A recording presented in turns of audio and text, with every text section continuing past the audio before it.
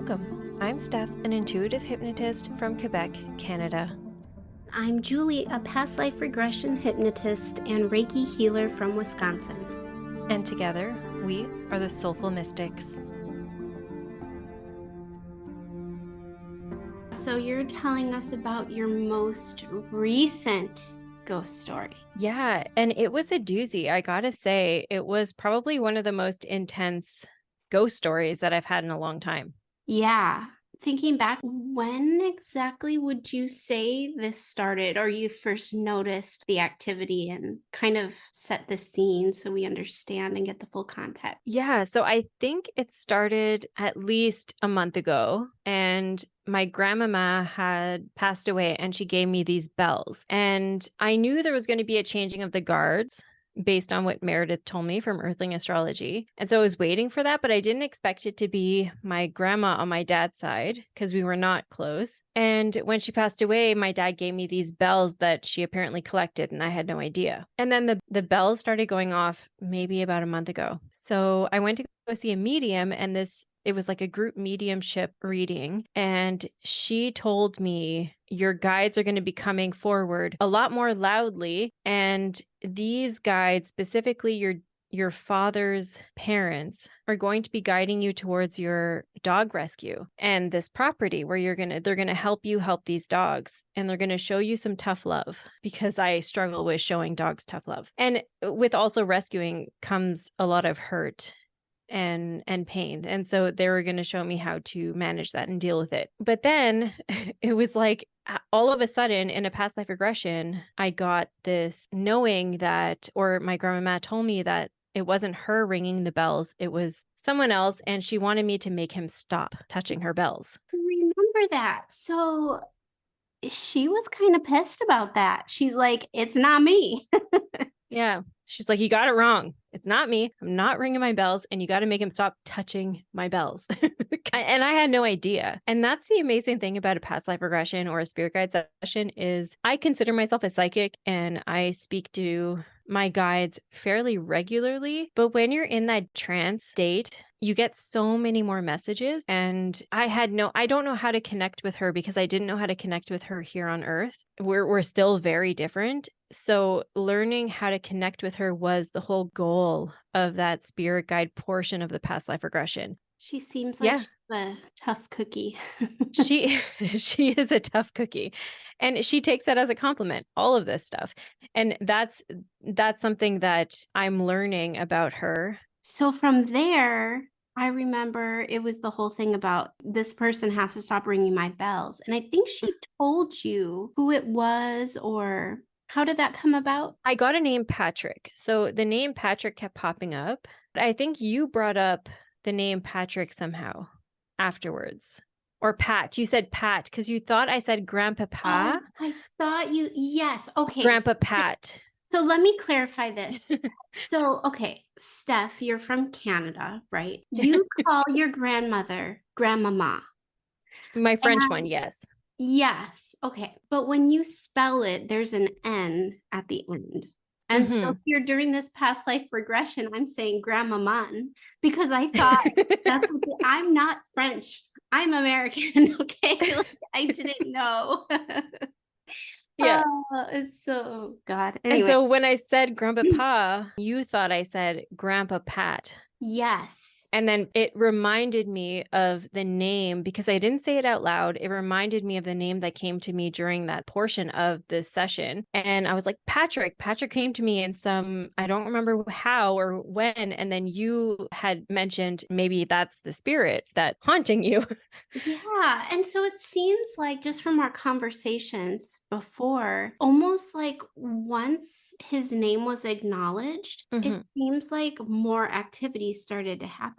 So can you kind of explain the different things that he was doing besides just ringing the bells? Yeah. So after that, it came in waves of messing with like electricity, just briefly, and not in a way that gave me concern. I just noticed it. And then while I was at work, you had asked me if I had released him, sent him to the light. So you did it, but then it got worse. And that's when all the chaos happened when you came home and you saw him. Yes. Okay. So that morning when you reminded me, I pulled out my deck and I had pulled out a deck that I don't normally pull from. So it's a deck that I use mostly to get a sense of how they feel day to day, possibly past trauma that they experience in this life, because it's a really detailed and vivid deck. So, by the way, this deck is right behind the bells that I have that were dinging. I didn't know if that was the reason why I was drawn to it, but Oh, maybe. Before you go on, can you tell us what deck it is? Because I know someone's going to want to know.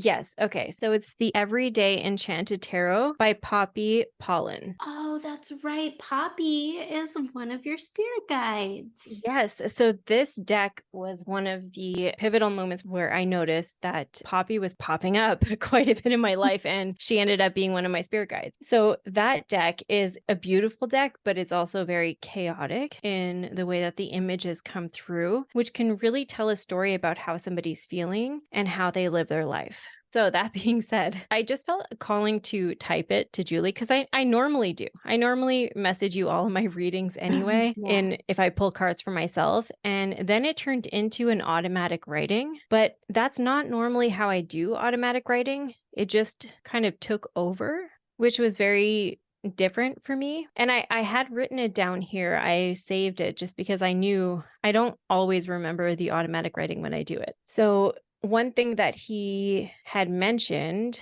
is he came with my foster dog, Libby. And so where it started is he felt really trapped, out of control, overwhelmed, and chaotic. And I felt like he died of an overdose. So I sensed PTSD or some kind of trauma. And I think you sensed that as well about him. Yeah. And so I felt like he had a lot going on in his life.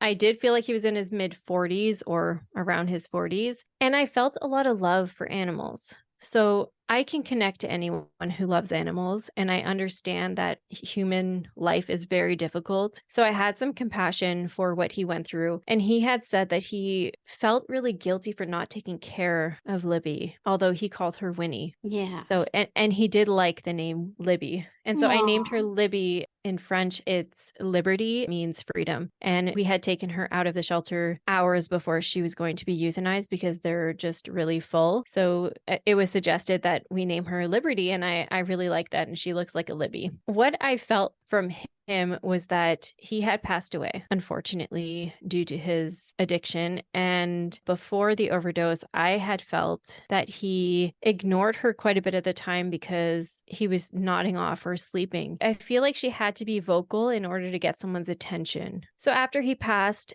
I sensed that whoever had her, it felt like a woman, so maybe his girlfriend, couldn't take care of her. I feel like she also had or has an addiction issue, and I felt like she just brought her to the city and dropped her off and left in the car, which is heartbreaking. Poor baby. I did feel a lot of regret for neglecting her, and Libby has a lot of health issues, a lot of neglect health-wise. I don't sense any abuse. I've had rescues that have been abused. I can kind of see the signs. Some dogs don't show the signs, but she has zero fear with people. So I do think it was mostly a neglect situation, and he apologized extensively in the morning before I left for work, and I felt like we were cool. I felt like we were on good terms, Patrick. Right. We were cool. Like I didn't sense that when I left for work it would have gotten worse. Yeah. And so I was quite shocked because, every morning you and I are texting, and I was kind of along for the ride as you were doing the automatic writing and all of that. And then later on in the day, I get all of these text messages. Yeah. Just like chaos ensued. So Exactly. And when I had offered him to go to the light or suggested he go to the light, he said no. He didn't want to because he wanted to, because I'm a temporary foster. She is going to be going to a more long-term foster, and he was unsure of that. So he said, I'm not going to interfere. and I'm not going to bother you, but I'm going to stick around. I'm not going to the light yet. I'm going to stick around just to see where she goes. And I was okay with that. But then I got to work and I was looking at my cameras, and Libby was in her crate because as a foster, she has to be in her crate when I leave for work, especially with other dogs here. And she was losing it. She was barking the entire day. She was trying to get out of her crate. She was extremely agitated. And this, I've never seen that in her within the 2 weeks that she's been here prior. Haven't seen that. And then my second camera, which watches my other dogs, was shut off. There was no, it was offline. So I thought, I don't know, maybe the internet was glitchy. I wasn't really sure at that point. But then when I got home, I pulled into my parking lot and I have a big window in my living room. And as I stepped out of my car, I looked in the window and I saw Binks there, but behind her was a man. And I was like, who the heck? Who is this man? I cannot imagine what must have run through your mind, like the fear. Yeah. You would have freaked the fuck out if that happened to me. I can tell you there was no fear. I felt more protective than anything. I thought there was a human being inside my house. I did not assume while I was outside that it was a ghost. He looked real. So I could tell you exactly what he was wearing. He was wearing a plaid shirt, beige with green squares. You know, plaid has squares. Yeah. And it was very vivid. He looked fairly fit. Maybe he worked construction, you know, like that kind of tough guy. Mhm. He had fine, light hair, light eyes, and he was just looking at me the entire time I ran in front of my house to get to my door. He was staring at me the whole time, but no expression on his face. And you would think if you broke into someone's house and they came home, you'd have an expression of, oh shit, I gotta go. It's daylight. Right. Or not even just standing in the window, like looking back at you, but like, Yeah. oh, no, I'm caught. So like take off and bolt out the back or something. I don't know. Yeah. And you're standing behind my pit bull. Who's not And freaking out, by the way, right? no, not at all. Mhm. And Cooper, who barks at everyone, and Binks is not a barker. She's very silent when it comes to seeing people in the window and stuff. She's not reactive, but Cooper's very reactive. He's my Great Dane, and he wasn't barking. And I didn't register that he wasn't barking because he would not allow a stranger in the house. Even somebody who he's met a few times, he would be barking at you the entire time you're here. But when I came in, they were all looking at me like, what's up? Welcome home. And wow. yeah, so I came inside, I went up the stairs into the living room, and my living room was just destroyed. So all of my cushions were off my couch. The dog bed was pulled across the room, and my dog Binks has done this before where she pushed the cushions off the couch. She hasn't done this in over a year. So this is not normal behavior. No, and considering what Libby went through all day, plus this chaos, I felt like someone was here. Someone was disrupting the peace because I watch them every single day and they don't normally act like that. After that, I think I texted you. Mm-hmm. Oh, yeah. I got a stream of text messages. Yeah, I was pissed. I think you said I showed him so much love and compassion in the morning, and then I came home to this chaos. He stressed her out. She's in a crate, and he stressed my dogs out, and I was not okay with that at all. Yeah. So I remember you really did have a soft spot in your heart for him. And so did I. And we both just felt really bad. And I think showing compassion to those who have crossed over is so important. And you did just that. And we can't force anyone or any ghost or spirit, so to speak, into the light. That's a decision that they have to make, but we can show them that that is an option and kind of talk to them about what's on the other side, right? That's kind of what we learned in our hypnotic arts training. Yeah. But when all of this chaos ensued, you were pissed. Rightfully so. And you were like, Patrick has to go. He has to go. Yep. I allowed him to stick around as long as he didn't interfere. And I felt like at the time he did, and that he created a lot more stress. So we decided to do this entity removal that everyone is about to hear. It did not take very long because there were literally only this Patrick guy and a second entity that had tagged along. I clear my house all the time. And I hadn't cleared it since we got Libby because it's just been really busy and a lot going on. I have no idea why these two were a lot more intense than what I'm normally used to. But since the entity removal, I can say that I haven't had any issues. And also, I think before we started that conversation, your power went out in your spiritual space. Yeah, so this is interesting too because, so first of all, I have never done an entity removal before. This was my first one, and it's something that we learned as part of our training in the hypnotic arts. And it really just was not something I felt called to do myself. I am very interested in it. And I've seen, demonstrations where you have done it previously with Gina, but I just felt like this is probably not something that I'm going to be doing. But the one thing that I absolutely love when I've watched Gina do other demonstrations with these entity removals is her compassion and openness and willingness to listen to these spirits or entities if they choose to speak with her. And so that is something I just felt was really important, that I wanted to make sure that I was showing him love and kindness and compassion through the whole thing, even though literally shit had hit the fan at your house. Yeah. So I remember it was like that day, you're like, we got to do it. So we are getting ready to log into Zoom, and all of a sudden, the power just in my office goes out. And I mean, the computer went out, the lights went out, everything. And I was like, what the hell? And I can still hear the TV going in the living room. So it's not like my entire house went out. I go out of my office, I go to my husband, I was like, all the power in my office is off. And he's like, what? So he comes in the office with me, everything is back on. Of course. It's always like that. Yeah. So I'm like texting you. I'm like, I think Patrick is already interfering.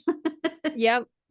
And it's seriously like it was a consistent, I don't know, like Mercury retrograde type of stuff with technology. And I felt during like when the session had started, I have felt like someone was watching me from my bedroom door. And I set very clear boundaries that spirits cannot cross my bedroom door. You're not allowed in my bedroom. And I haven't had anyone break those boundaries. So it felt normal, but I sensed too. So I think, yes, this entity removal was very short because you're a powerhouse and you were like, be gone. And I think the two of us together were like, you gotta go. Yeah. And it worked really quickly. So anyone who's considering getting an entity removal of your home or of yourself, it can be very quick. It doesn't have to be scary. If you listen to this session, it's not very scary. You can actually sense, and I think Julie, you mentioned that you sensed a lot of his sadness, and Yeah. it makes you feel for them. And knowing that he's able to cross over is something that I think makes it less scary, because you know that he had human emotions at one point. Yeah. And part of me wishes it would have been a little longer, just because I don't know, that's just the type of person I am. I want to know his story, but also too, I sensed that it was also too painful for him. Yeah, he's a man of few words. The way that I felt was that he was brought up in a way where you don't talk about stuff. And based on what you're about to hear, you can make your own judgment. But I do sense that he said a lot compared to what he said in his human life. And that might be why he felt the need to numb through drugs. And I do think that he gave us more than what he was comfortable with. We got a story, we got the real feeling, the genuine feeling, I believe, of this man. Right. And we didn't have to provoke him. You really just showed him love and compassion, probably that he's never felt in his human life, Yeah. which encouraged him to go. And I think that that is so special. And we all need to be practicing some form of that compassion towards the entity or the spirits who are still walking this earth and confused about what happened. All right. Here is the entity removal facilitated by Julie. Good. Just taking a deep breath here, releasing any hesitation or fear, knowing that you are totally safe and totally protected. Good. And Steph, I want you to go ahead and just do a scan of your home for any attachments, entities, or anything that is not serving its highest good. And just let me know what comes up here. I feel like there's two. Okay. Is there one that is going to be stepping forward or one that you're going to focus on? Or do they come together? They come together. Okay. One looks human, the other one is just like a shadow.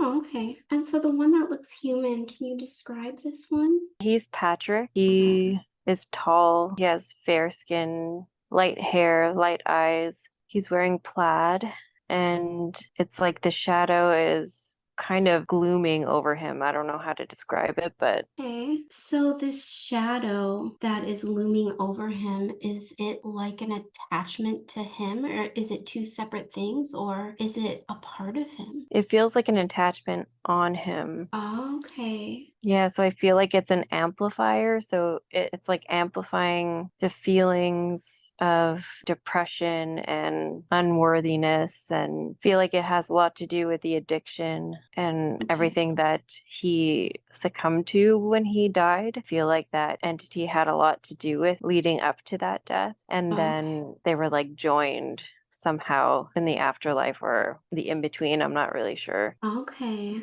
Would Patrick like to come forward and speak with me at this time?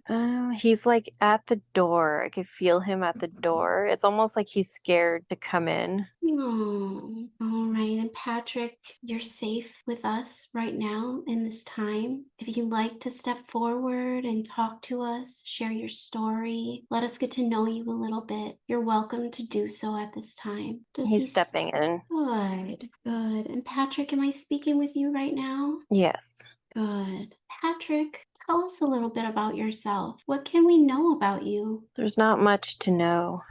What do you mean? I don't have much going for me. Oh, I'm sorry you feel that way. Why do you feel like that? I guess just been told that my whole life and then felt that way up until I died. So no reason to not feel that way.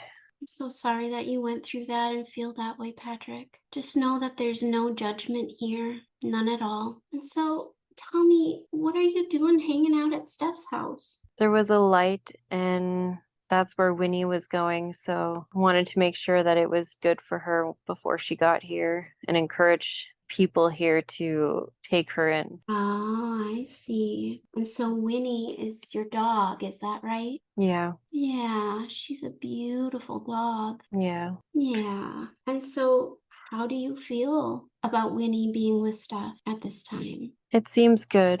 Good. Do you trust Steph and her family? I do. Good. Steph is an amazing person and she loves animals so much and would do anything to protect them. And I hope you know that. And I hope you know that Winnie is safe with her. Mm-hmm. Good. And do you have any messages for Steph or for Winnie or anything that you would like us to know? Just that I love her and I'm sorry for not being able to care for her the way she deserved. Oh, And in me dying, I think she's gonna excel, and I wanna see that through. oh, good. And you know, Patrick, you don't have to stick around here in the earth plane to see that through. You know, you have the option to go to the other side, go through the light, and you can still watch over Winnie from that point of view as well. Yeah, she tried to tell me that. She tried to tell me to go, but there's something What something is that's it? holding me back. It's this shadow, it's this darkness that is me, doesn't want me to go. How come? Why wouldn't it want you to go into the light? I think it feeds off of fear and sadness, and if I go, then he just has to find someone else. Does he, though? That's what he feels. Now you're describing this entity as a he. Can you tell me a little bit more about this entity? He's a lot like my father. Okay. Tell me about your father. He's just a really mean, not even human. Hmm. Was your father mean to you, Patrick? Yeah. I'm so sorry. You didn't deserve that. You know, Patrick, that you are a powerful being too, and you don't need to carry this entity with you. And where's he gonna go when I leave? He can go to the light. There's no judgment there. If this entity is your father, he deserves to go to the light as well and get the healing that he needs. just as you deserve to get the healing that you need. What do you think about that? I think I'm ready to go. I don't know if I'm going to take him with me, but I want to try. Okay. All right. Good. Before we go ahead and look for the light, Patrick, do you have any other messages for Steph, for me, for Winnie? Anything you want to get off your chest or say before you cross over? Just that I'm sorry for not taking care of her. Oh, thank you, Patrick. And thank you for speaking with us today. And I wish you nothing but the best for your evolution. Mm. All right.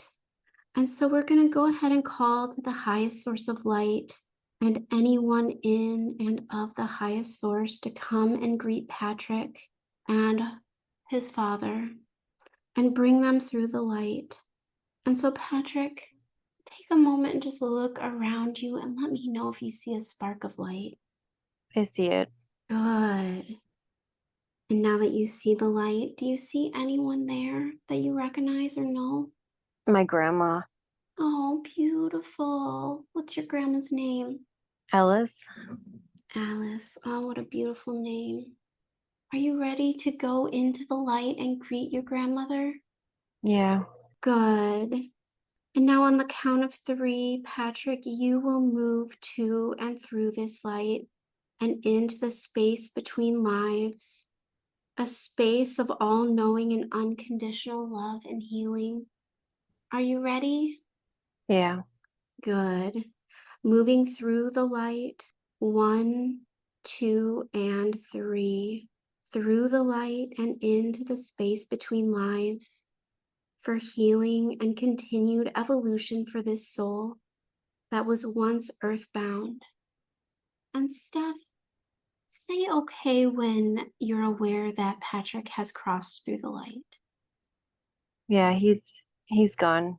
Good. And did his father go with him? No, but Okay. he's not here anymore either. He But he left didn't, though? yeah. Okay, good. Good. So we're just going to take a moment, Steph, and just let that light flow in through your crown. Good. Just washing away any residues that Patrick or his father may have left behind, and just showering you in this loving, healing light from above. Good. And do you want to do another scan of your home just to see if there's anything else there? No, there's just light.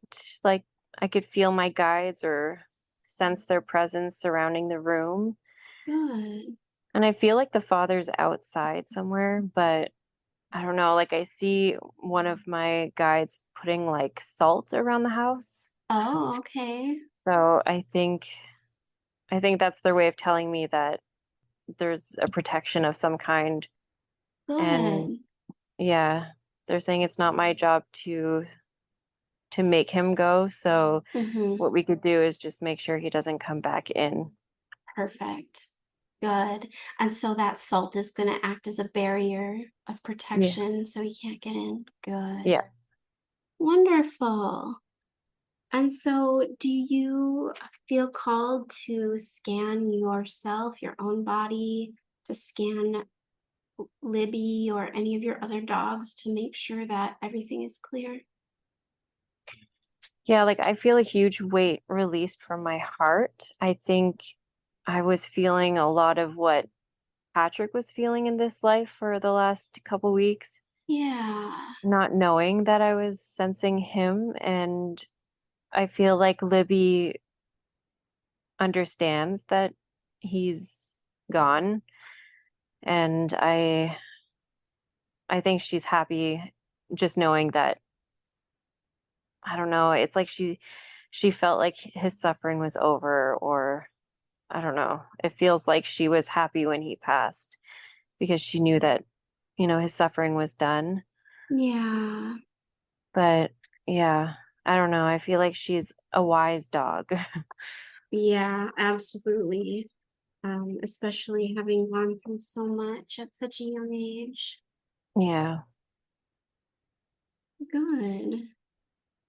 All right. Well, then, if there's nothing left to scan, and everything feels nice and clear, we can go ahead and just um, fill the rest of your home with light. So let's just take a moment and do that. So we've cleansed you, Steph, and just let that light overflow into your space, into your home, to each and every room, just clearing away, cleansing one last time,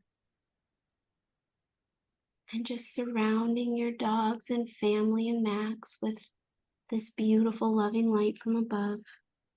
Good. And sending love and gratitude to all the enlightened beings who were here with us today, guiding us, healing us, and protecting us.